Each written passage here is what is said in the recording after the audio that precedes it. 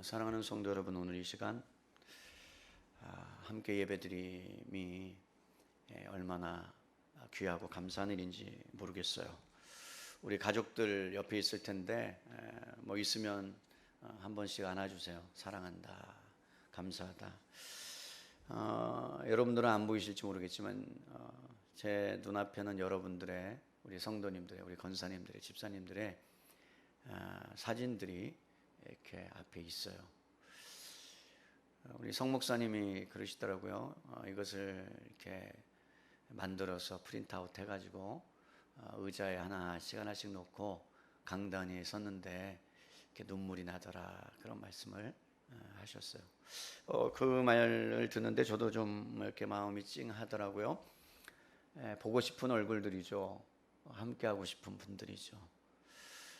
비록 2주 또 얼마가 될지는 모르겠지만 잘 견뎌내고 또 이겨내서 우리들이 주님께서 주시는 그 회복의 날들을 우리가 다시 한번 사모하는 귀한 시간이 되었으면 좋겠습니다. 계속해서 우리가 인간의 상태에 대해서 이렇게 말씀을 나누고 있어요. 여러분, 바울이 지금 에베소 교회 성도들을 향하여 구원을 받기 전의 상태가 어떠했는지, 예수님을 믿기 전의 상태가 어떠했는지에 대해서 묘사하고 또 설명해 주고 있습니다. 이 말씀을 한 이유는 우리가 구원받기 전에 우리 인간의 모습들 얼마나 비참한지, 그리고 얼마나 처참한지에 대해서 안다면 그 구원이 얼마나 귀중하고 소중한지, 그 구원의 풍성함을 알 수 있기 때문에 지금 에베소 교회 성도들을 향하여 이 인간의 상태에 대해서 말씀하고 있는 거예요. 먼저는 인간은 여러분 이미 죽었다라고 선포합니다. 이미 죽었다라는 것은 영적으로 죽었다라는 의미고, 그리고 이 영적인 죽음으로 인해서 나타나는 현상들이 있는데요, 이 세상의 풍조를 따라 산다는 거죠. 세상이 지배하고 있는 가치관이나 신념이나 사고방식을 따라서 세상에 있는 모든 사람들이 그것을 향해서 달려가고 있다는 것입니다. 그 배후에는 누가 있습니까? 공중의 권세 잡은 자들이 있습니다. 그 공중의 권세 잡은 사탄의 그 영향력들이 정치, 사회, 문화 모든 영역 가운데 그의 힘을 발휘하고, 그래서 사람들은 알지도 못한 채 그 영향력을 받고 그 영향력 안에서 지배를 받으며 살아간다는 거예요. 그러면서 여러분, 인간들에게 나타나는 현상 중에 하나가 육체의 욕심을 따라서 자기 마음대로 죄의 노예가 되어 버렸습니다. 이리저리 끌려다니는 인생이죠. 여러분, 우리는 이리저리 끌려다니지 않는다고 생각할 수 있어요. 그러나 잘 생각해 보세요. 어떤 사람은 돈을 추구하면서 살아갑니다. 여러분, 돈이라는 것은 악하거나 선하거나 어떻게 말할 수 없는 어떠한 중립적인 거예요.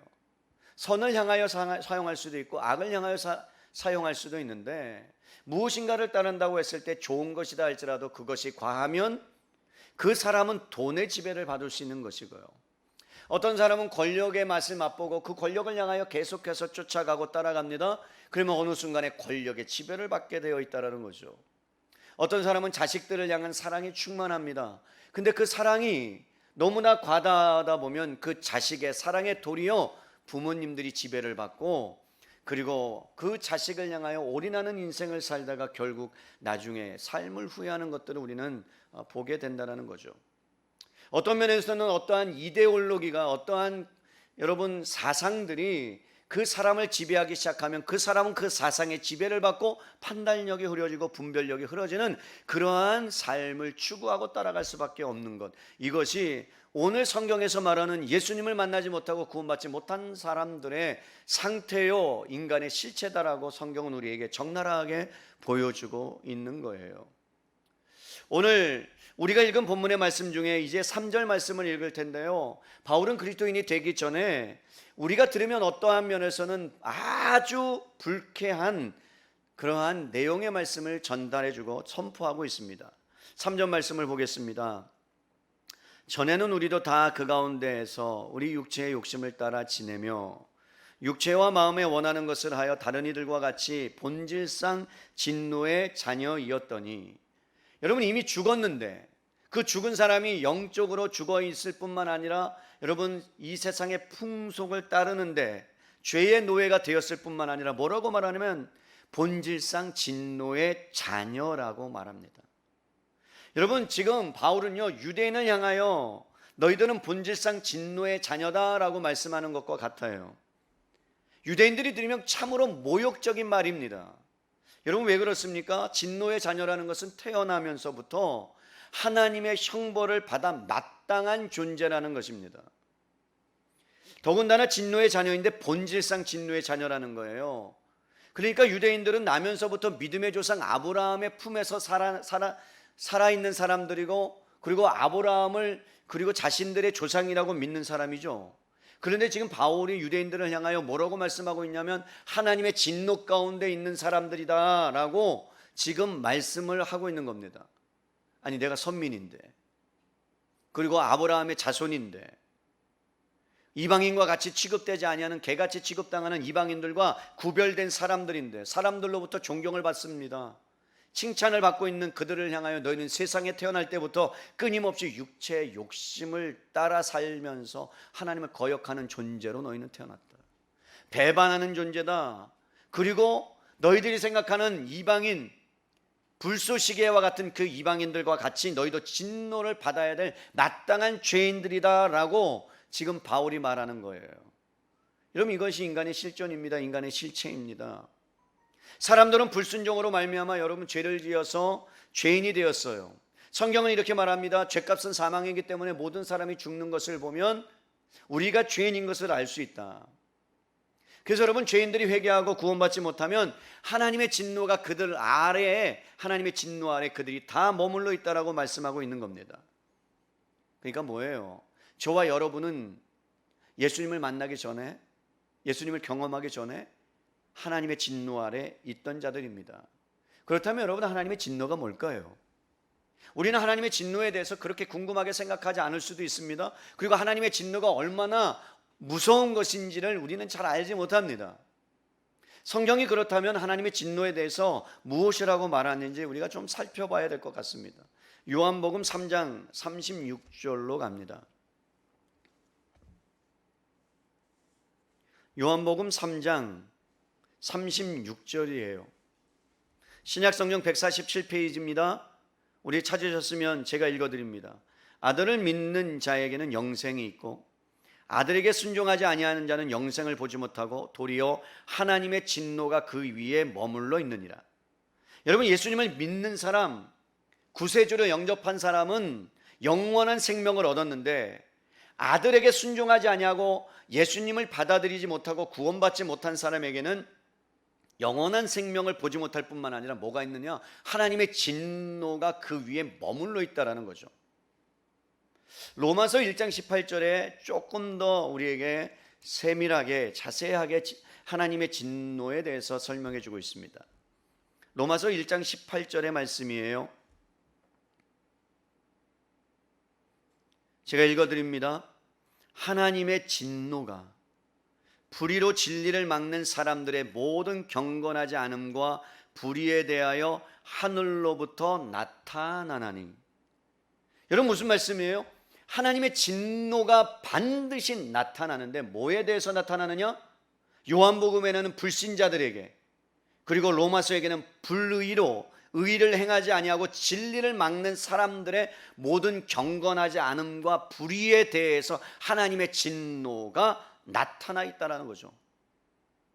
우리는 여러분 하나님의 진노가 눈에 보이지 않습니다. 만져지는 것도 아닙니다. 들려지는 것도 아닙니다. 그런데 분명한 것은 하나님의 진노가 임하고 있다고 말합니다.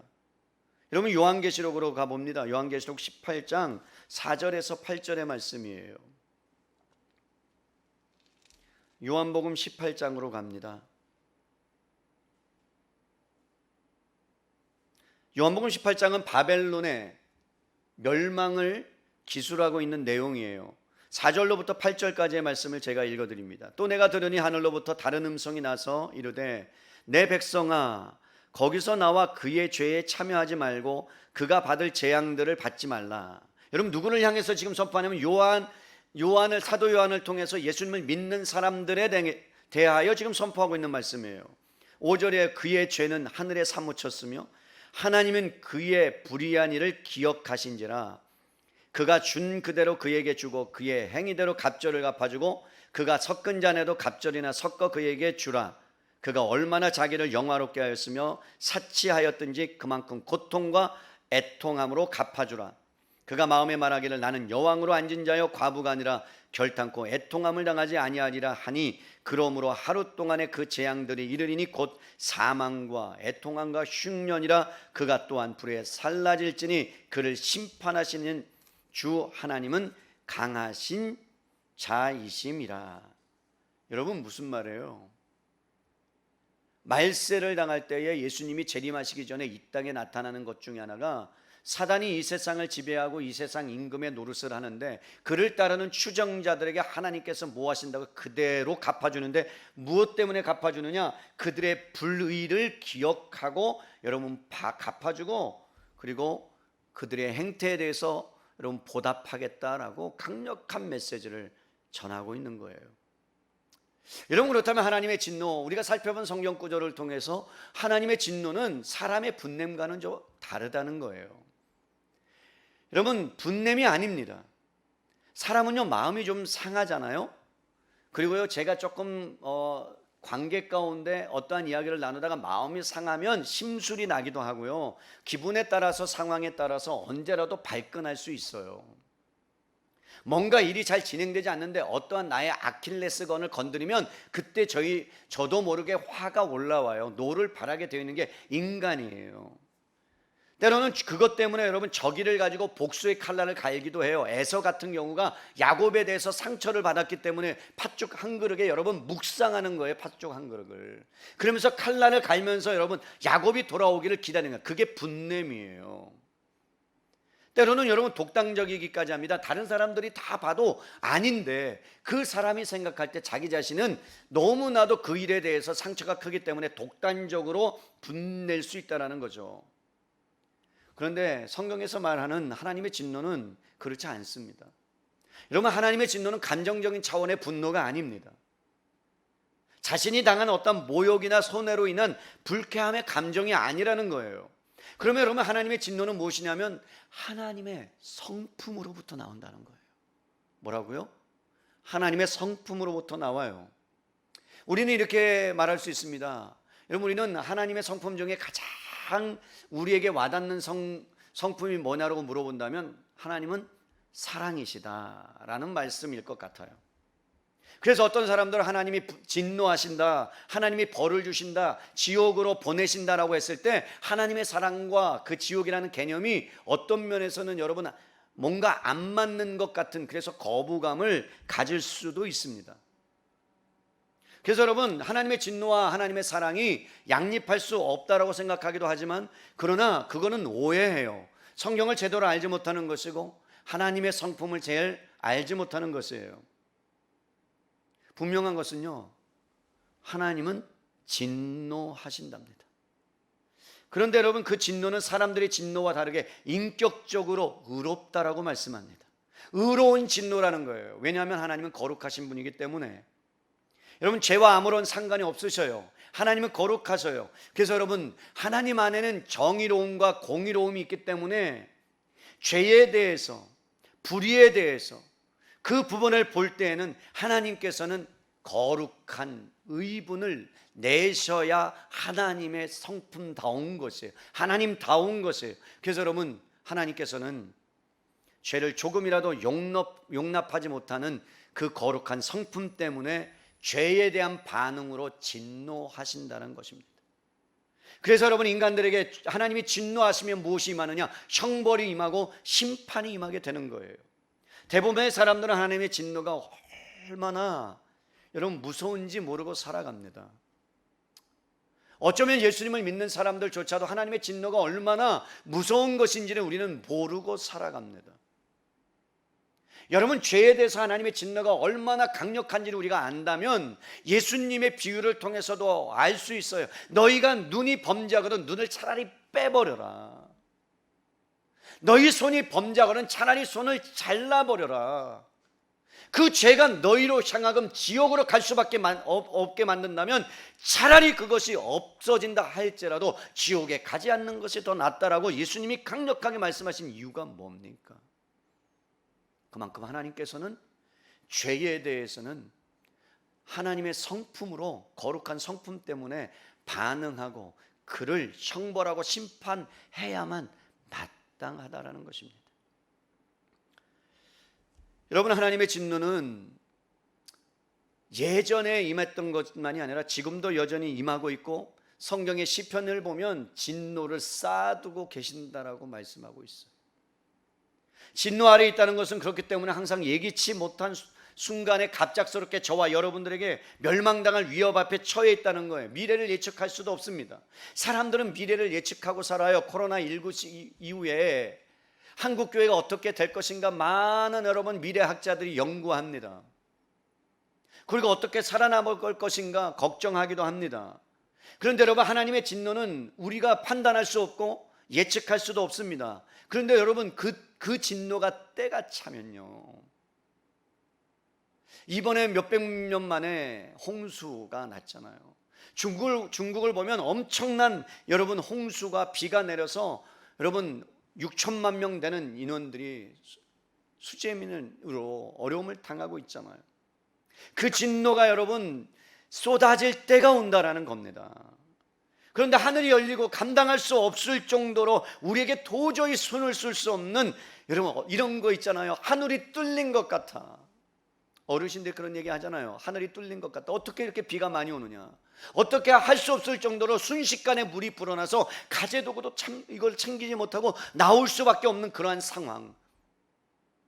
어쩌면 여러분, 노아가 하나님의 말씀대로 순종해서 방주를 지었을 때 하늘이 열리고 물이 하늘에서 쏟아졌을 때 40일 밤낮 주야를 쏟아졌던 그러한 것처럼 하나님의 진노가 부어질 때는요, 그만큼 엄청나게 진노가 쏟아진다라고 성경은 말씀하고 있는 거예요. 문제는 우리가 그 진노의 때를 알 수 없다는 것이고요, 그리고 또 하나의 문제는 하나님의 진노가 부어지면 그 어느 누구도, 어떤 인간도 피할 수 없다는 것입니다. 왜냐하면요, 지속적으로 하나님을 거부하기 때문에, 대적하고 그 악을 정죄하기 위한 하나님의 뜻이요 결단이기 때문에, 여러분, 하나님의 공의는, 하나님의 진노는 결코 멈출 수 없는 거예요. 여러분, 잠언 29장 2절 말씀을 우리 한번 찾아보죠. 잠언 29장 2절 말씀이에요.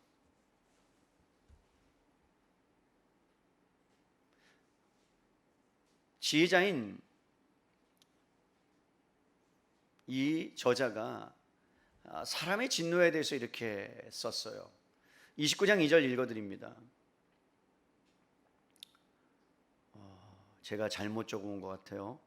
29장 2절이 아니고요, 그냥 제가 적어온 걸 읽어드릴게요. 왕의 진노는 사자의 부르짖음 같으니 그를 노하게 하는 것은 자기의 생명을 해하는 것이니라. 뭐라고 말씀하냐면, 사람의 진노 중에 가장 강력한 진노는 권세 있는 왕의 진노인데, 그런데 그를 노하게 하는 것이 자기의 생명을 해하는 것과 같이 사람의 진노도 그렇다면, 하물며 절대 권력을 갖고 있는 여러분 신하들을 향한 진노가 아주 매섭다면, 하늘과 땅의 권세를 가지신 창조주 하나님의 진노는 비교할 수 없을 만큼 무섭다라는 것입니다. 요한계시록 19장 15절에는 여러분 하나님의 진노에 대해서 이렇게 고백하고 있어요. 요한계시록 19장 15절이에요.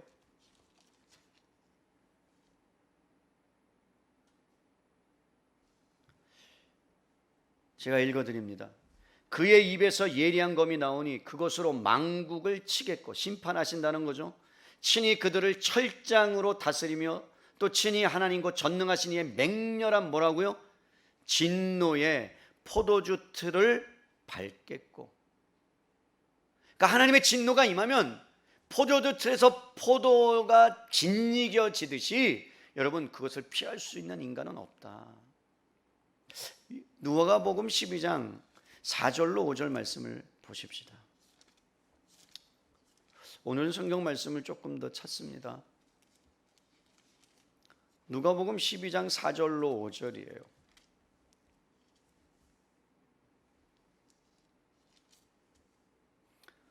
제가 읽어드려요. 내가 내 친구 너희에게 말하노니 몸은 죽이고 그 후에는 능히 더 못하는 자들을 두려워하지 말라. 마땅히 두려워할 자를 내가 너희에게 보이니 곧 죽인 후에 또한 지옥에 던져 넣는 권세 있는 하나님을 두려워하라. 내가 참으로 너희에게 이르노니 그를 두려워하라. 여러분, 하나님의 진노가 임하면요, 어떻게 해서라도 그 하나님의 뜻과 결심은 이루어지고 만다라는 거예요. 어떠한 자비가 없습니다. 어떠한 긍휼이 없습니다. 비참하고 끔찍한 것은 하나님의 진노가 임하면요, 자비와 어떠한 긍휼이 없다라는 거예요.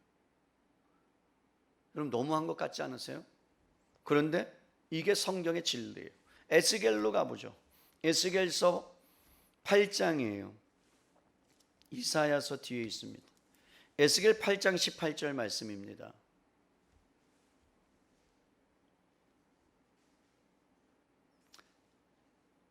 구약성경 1160페이지니까 우리 한 목소리로 함께 읽어볼까요? 시작. 그러므로 나도 분노로 갚아 불쌍히 여기지 아니하며 긍휼을 베풀지도 아니하리니 그들이 큰 소리로 내 귀에 부르짖을지라도 내가 듣지 아니하리라. 우리가 아무리 하나님 앞에 부르짖어도 듣지 아니하신다는 거죠. 우리가 단 한순간이라도 결코 여러분 견딜 수 없는 진노, 끊임없는 진노, 고통을 받게 될 것이다. 왜냐하면 하나님의 진노는 죄에 대한 합당한 반응이기 때문에 인간은 멸망당할 수밖에 없는, 여러분, 예비된 진노의 그릇과 같은 거예요. 이 그릇은 여러분 다른 용도로 사용할 수 없어요. 그냥 진노를 받는 거예요. 받아야 되는 대접과 같은 거예요. 이 세상에 있는 모든 사람이 진노의 그릇인데 하나님의 진노가 거기에 싹 다 부어져야 마땅한 존재들이다라고 성경은 우리에게 말씀하고 있습니다. 여러분, 하나님은 무한하신 분이에요. 영원하신 분이에요. 그 영원하신 진노를 다 붓겠다라고 말씀합니다. 그런데 여러분, 무엇 때문에 붓는다고요? 하나님은 불의를 참지 못한다는 거예요. 불의를 보시면 여러분 하나님의 진노가 임해야만 마땅한다는 거예요. 그것이 정의로운 거기 때문에 그래요. 근데 여러분, 이 부분에 대해서 사람들은 어떻게 반응하는 줄 아십니까? 우리가 죽게 생겼다면, 우리가 여러분 죽을 수밖에 없는 상황 가운데 낭떠러지로 떨어지고 있다면 어떻게 해야 돼요? 살아나야죠. 살려고 발버둥 쳐야죠. 그런데 이러한 부분에 대해서 세상 사람들은 다르게 반응하는 거예요. 잠언으로 가볼까요? 1장이에요. 잠언 1장 25절로 32절까지의 말씀을 봅니다. 잠언 1장 25절로 32절이에요. 도리어 나의 교훈을 멸시하고 나의 책망을 받지 아니하였은즉 내가 재앙을 만날 때 내가 웃을 것이며 너희가 재앙을 만날 때 너희가 웃을 것이며 너희에게 두려움이 임할 때 내가 비웃으리로다. 너희의 두려움이 광풍같이 임하겠고 너희의 재앙이 폭풍같이 이르겠고 너희에게 근심과 슬픔이 임하리니 그때 너희가 나를 부르리라 그래도 내가 대답하지 아니하겠고 부지런히 나를 찾으리라 그래도 나를 만나지 못하리니 대저 너희가 자식을 미워하며 여호와 경외하기를 즐거워하지 아니하며 나의 교훈을 받지 아니하고 나의 모든 책망을 업신여겼음이니라. 그러므로 자기 행위의 열매를 먹으며 자기 꾀에 배부리리라. 어리석은 자의 퇴보는 자기를 죽이며 미련한 자의 안일은 자기를 멸망시켜리니와. 33절 읽습니다. 오직 내 말을 듣는 자는 평안히 살며 재앙에 두려움 없이 안전하리라. 사랑하는 성도 여러분, 하나님의 진노가 얼마나 맹렬한지 느껴지십니까? 얼마나 끔찍하고 두려운 것인지 여러분 느껴지십니까? 우리는 하나님의 진노가 임했는지 느끼지 못하고 보지 못하고 듣지 못하기 때문에 그저 그냥 살아갑니다. 하지만 성경은 말씀합니다. 하나님의 진노가, 그 진노의 먹구름이 마치 지금 이 시대 가운데 예수님을 믿지 않는 사람들 가운데 드리워져 있다는 것입니다. 한편으로는 두려운 거죠. 언제 임할지 모르기 때문에. 여러분, 그런데 그것은요, 우리의 노력이나 어떤 건강이나 우리의 돈이나 무엇으로도 하나님의 진노를 막아낼 수 없다는 거예요. 하나님의 주권적인, 하나님의 그 손이 저와 여러분을 붙잡지 않으면 우리는 진노 가운데 살아날 수 없는 존재라는 거죠. 여러분, 이런 것과 똑같아요. 하나님의 진노를 붓는데 그 진노를 지금 붙잡고 있다는 거예요. 그 진노를 붙잡고 있는데 그 손을 놓기만 하면 그 진노가 이 세상 가운데 쏟아져서 어떠한 사람도 진노 아래 감당할 만한 인간들이 아무도 없다는 겁니다. 하나님의 손을 놓으시면요, 사람들은 그 진노 가운데 떨어질 수밖에 없는 거예요. 진노의 활이 당겨져 있는 것과 같아요. 활 시위를 놓기만 하면 그 활은 하나님의 손에서 떠나 저와 여러분을 관통할 수밖에 없는, 어떤 사람도 막을 수 없는 그러한 상황 가운데 인간이 놓여 있다라고 바울은 말씀합니다. 사랑하는 성도 여러분, 에베소 교회 성도들을 향하여 바울이 인간의 상태에 관하여 하나님의 진노에 대해서 이렇게 불을 토하면서 강력하게 말씀하는 이유가, 하나님의 지극히 크신 능력으로 말미암아 마음의 큰 변화를 받지 못한 사람들, 교회는 다니는데 종교 생활을 하고 신앙생활이 아니라 예수님을 알지 못하고 하나님을 만나지 못한 사람들이 혹여나 있고 진심으로 회심하지 못한 사람들이 있다면, 교회 가운데서도, 교인들 가운데서도 거듭나지 않거나 하나님의 생명의 빛을 맛보지 못한 영혼들이 있다면 그들은 하나님의 진노 아래 머물러 아래에 있다는 겁니다. 하나님의 손이 걷어지면 그는 지옥의 불로 떨어질 수밖에 없다는 거예요. 사랑하는 성도 여러분, 그렇다면 이 하나님의 맹렬한 진노를 우리가 어떻게 피할 수 있겠습니까? 인간은 피할 수 없다고 말씀드렸어요. 다른 방법이 없어요. 아무리 지식을 쌓고요, 기술을 개발해도요, 여러분, 그것이 우리들에게 도움이 되지 않습니다. 무용지물입니다. 하나님의 진노가 어떻게 나타나는 줄 아세요, 여러분? 지금 이 땅 가운데 하나님의 진노가 일어나고 있는 현상이 로마서 1장 18절로 되어 있어요. 불의에 대하여, 경건하지 않는 것에 대하여, 진리를 막는 사람들에 대하여, 사람들이 영리를 쓰고 순리대로 살지 아니하고 매정하며 무정하며 부유물을 거역하며 피조물이 탄식하는 현상이, 하나님의 진노가 이 땅 가운데 임하고 있다는 증거입니다. 인간의 부패함 때문에요.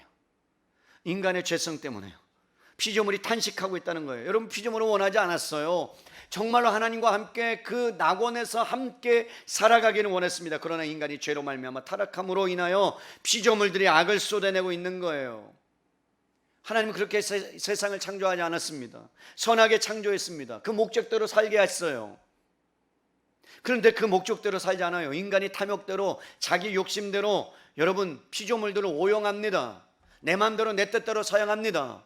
인간의 탐욕을 위하여 여러분 거침없이 여러분 이 지구에 있는 모든 피조물들을 하나씩 파괴하기 시작합니다. 그럴 때 여러분 탄식하는 거죠. 망가질 대로 망가지고 파괴될 대로 파괴되는 그 일들이 여러분 하나님의 진노로 인하여 이 땅 가운데 나타난 현상들이란 거예요. 뭐 때문에요? 죄 때문에 그렇다는 것입니다. 어떻게 하면 이 진노에서 벗어날 수 있을까요? 저는 이 본문을 묵상하면서 과연 이 진노에서 벗어날 가능성이 있을까? 하나님 아직 기회가 남아 있을까요? 그런 생각이 들었어요. 그런데 감사하게도 여러분 기회가 아직 남아있다는 거예요. 이 부패한 인간들에게, 희망 없는 인간들에게, 절망적인 인간들에게 다른 길이 없기 때문에 하나님께서는 오직 한 가지 방법을 고안해내시고 생각해내시고 이 땅 가운데 하나님의 진노를 피할 수 있는 방법, 막을 수 있는 유일한 방법이 무엇이냐 고민하시면서 이 땅 가운데 예수 그리스도를 보내셨어요. 여러분, 인간이 받아 마땅할 그 모든 진노를 예수님의 그 십자가의 죽이심으로 하나님의 진노가 그 십자가에 부어졌다라는 것입니다. 사랑하는 성도 여러분, 갈보리 십자가 언덕 위에서 예수님께서 아무런 죄 없이 십자가에 못 박히시면서 인간의 모든 진노를 하나님께서 여러분 인간에게 부어야 될 진노를 예수 그리스도에게 부으셨다라는 사실입니다. 그러므로 여러분 피할 수 있는 유일한 길이 무엇입니까? 예수님이 말씀하세요. 요한복음 14장 6절에 내가 곧 길이다 진리다 생명이다. 나로 말미암지 않고는 아버지께로 갈 자가 없다. 하나님의 진노를 피할 자가 없다. 그러므로 나에게 다 나오라. 물가로 오라. 생명이 없는 자도 오라. 돈도 없는 자도 오라. 가지지 못한 사람들도 다 내게 나오면 내가 너희에게 생명을 주겠다라고 말씀합니다. 그것이 뭐 때문이라고? 하나님의 진노를 예수님이 다 십자가에서 받아내셨기 때문에 그런 거예요. 사랑하는 성도 여러분, 지금도 예수님께서는 자비의 문을 열어놓으시고요, 문 앞에 서서 큰 소리로 불쌍한 죄인들을 부르고 계십니다. 물가로 나오라. 내가 너로 쉬게 하겠다. 그래서 여러분, 그 음성을 듣는 사람들은 회개하고 주님 앞에 나아가서 지금도 하나님의 나라에 들어가고 있는 거예요. 사랑하는 성도 여러분, 저는 에베소 말씀을 묵상하면서 바울이 지금 예수 믿기 전에 상태, 죄인된 모습의 상태, 그것들을 말하고 있지만 안타까운 것은 무엇이냐면 한국 교회 안에, 아니 내 자신 안에 죄 전에, 하나님을 만나기 전에, 내가 예수님을 믿는다고 하면서도 하나님을 만나기 전에 모든 상태들이 내 안에 있음을 발견했다라는 데 충격적이었습니다. 지금 어떤 교회를 통해서 코로나19가 급속하게 퍼짐으로 우리는 다시 함께 모여서 예배를 드리지 못하는 상황 가운데 처해 있다는 걸 여러분 아십니다. 맘카페를 들어가 보면 기독교에 대해서 엄청나게 비난과 비판을 쏟아내고 있는 것 우리는 알고 있습니다. 이런 상황을 보면서 여러분, 하나님께서 우리에게 던져주시는 메시지가 무엇일까? 우리는 고민해 봐야 되고 생각해 보아야 합니다. 인류의 역사 가운데 한 번도 없었던 일들이 지금 이 시대 가운데 일어나고 있다는 거죠. 먼저는 여러분, 우리가 알아야 돼요. 무엇을 알아야 됩니까? 무엇을 깨달아야 됩니까? 이러한 일들이 일어나고 있는 것은요, 저를 비롯한 모든 성도님들의 잘못 때문입니다. 예수님을 주인으로 모시고 산다고 하면서도요, 성도다운 모습들을 보이지 못했다는 거예요. 내가 목회자로 부르심을 받아서 리더로서의 역할들을 제대로 하지 못했다는 거예요. 여러분, 우리는 쉽게 코로나19를 전파한 교회들을 정죄합니다. 기독교인들도 정죄합니다. 우리는 애써 지켜왔는데, 우리는 철저하게 방역했는데, 저 교회 때문에 우리가 분통해하기도 하고 억울한 생각이 들기도 합니다. 하지만 그렇지 않아요, 여러분. 그들을 통해서 확진이 되고 확산이 됐느냐가 중요한 게 아닙니다. 지금 중요한 건 뭐냐면 우리가 그들보다 낫다는 게 아니에요. 언제부턴가 교인들이, 성도들이 괴물이 되어가고 있다는 거예요. 괴물이 되어가고 있어요. 시민으로서 살아가야 될 상식이, 기독교인조차도 상식을 파괴하는 행위들을 여러분 하고 있다는 거예요. 거룩한 자들이, 거룩함을 부르심을 받은 자들이 상식 이하의 짓거리를 하기 시작했습니다. 교회 안에서 괴물들을 키워내기 시작했습니다. 어느샌가 저와 여러분이 괴물이 되어버렸습니다. 성경이 말씀하고 있는, 바울이 말하고 있는 영적인 죽어있는 모습들이 성도라고 불리우는 사람들 안에서 너무나도 생생하게 드러나고 있습니다.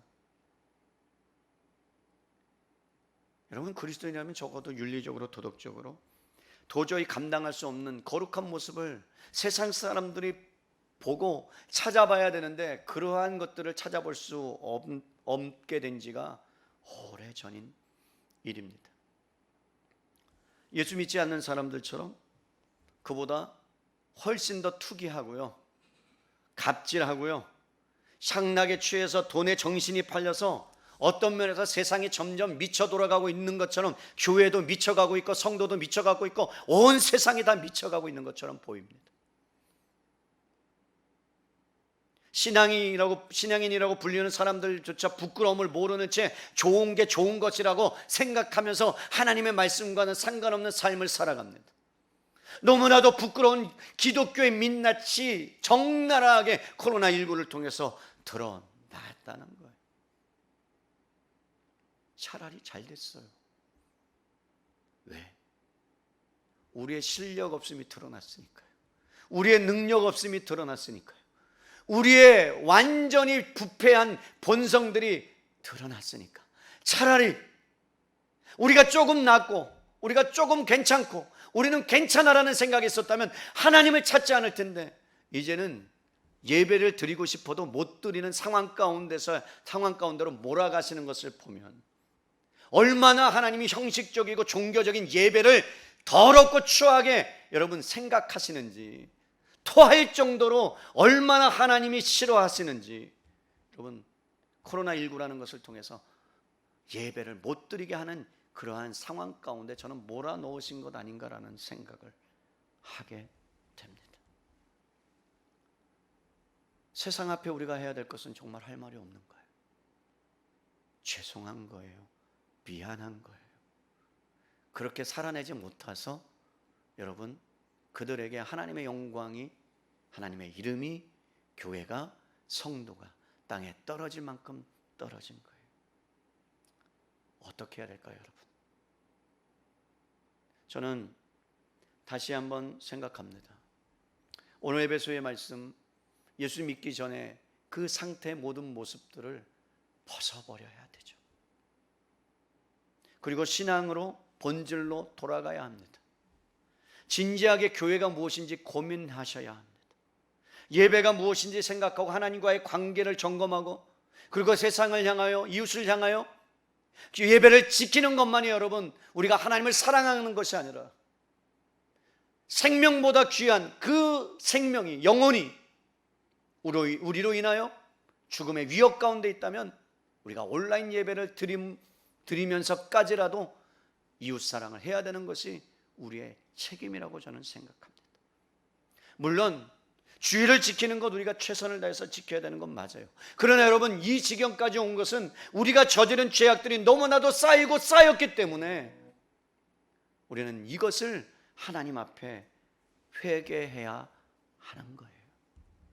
그래야 살 수 있습니다.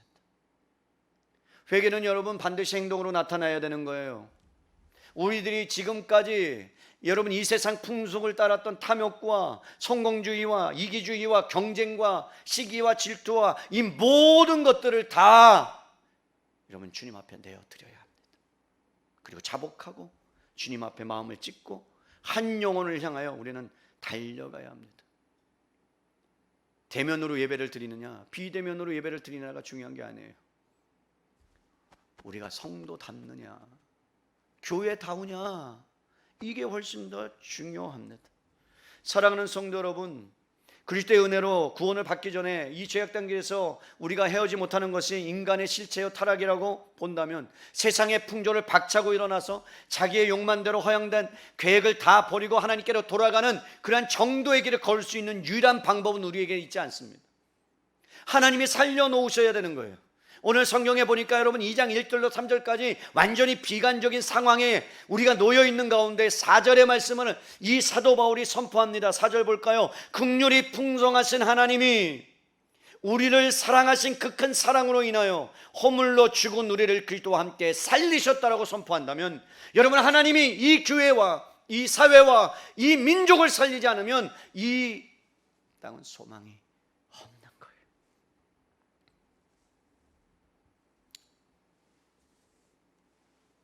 하나님이 살려놓으셔야 합니다. 철저하게 저와 여러분의 죄를 고백하셔야 합니다. 주님 나를 살려주십시오. 내가 죄인입니다. 우리 죄를 용서하여 주십시오. 하나님의 몸된 교회가 이렇게 찢길 대로 찢겨서 다시 한번 예수님을 우리가 정말 십자가에 못 박히는 그 짓거리를 한국교회 아니 우리 교회가 저와 여러분이 저질렀다는 거예요. 그럼에도 불구하고 오늘 사도 바울이 비관적인 그 상황 가운데 4절 5절의 말씀을 우리에게 주셨던 것처럼 하나님 긍휼이 필요합니다. 다시 한번 한국교회를 살려주십시오. 죄에 노예된 것을 풀어주십시오.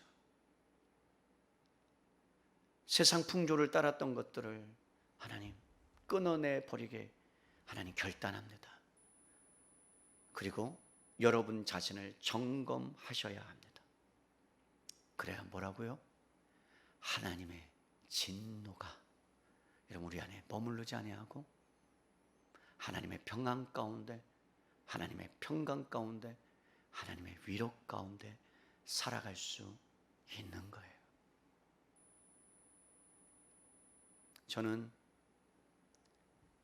이 은혜가 한국교회에 절실하게 필요하다라고 생각합니다. 예수님을 죽음 가운데 일으키시는 그 부활의 능력, 사망이 예수님 가운데 임했을 때 그 사망을 물리칠 수 있는 그 능력, 하늘의 권세와 땅의 권세를 그분에게 주셔서 이 땅에 하나님의 나라가 이루어지도록 만드신 그 하나님의 풍성하신 사랑과 은혜, 그것이 아니면 이 땅은 소망이 없습니다. 철저하게 우리가 마스크를 쓰고 사회적 거리를 두어야 합니다. 그럼에도 불구하고 겉은 막을 수 있지만 우리 안에 깊이 숨겨져 있는 그 죄의 바이러스, 세상 풍속의 바이러스, 그리고 내 욕심에 대한 그 바이러스가 제거되지 않고 사라지지 않는다면 우리는 계속해서 하나님의 진노 아래 머무는 인생으로 그렇게 살아갈 수밖에 없음을 깨달아야 합니다. 말씀을 정리하면서 사랑하는 성도 여러분, 다시 한번 한국교회가 새로워지기 위해 하나님 앞에 무릎 꿇으십시다. 하나님 앞에 기도를 회복시키십시다. 그리고 말씀의 본질 앞에 다시 나를 부인하고 십자가를 지고 따라가고 하나님의 말씀을 철저하게 여러분 지켜낼 때 한국교회가 소망 있고, 그리고 한국교회가 다시 살려지는 귀한 은혜의 역사가 있게 될 줄로 믿을 수 있기를 주님의 이름으로 축원합니다.